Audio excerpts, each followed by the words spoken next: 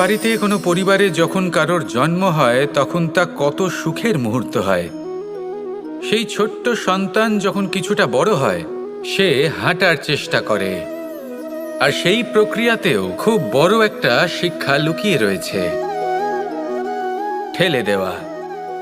যখন আপনি হাঁটতে চান, সামনে এগোতে চান, তখন আপনি কি করেন? নিজের পায়ের তলার যে মাটি তাকে আপনি পেছনে ঠেলে দেন।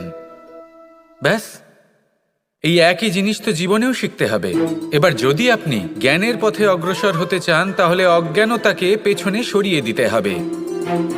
যদি আপনি প্রকাশের দিকে এগোতে চান তাহলে অন্ধকারকে পেছনে সরিয়ে দিতে হবে।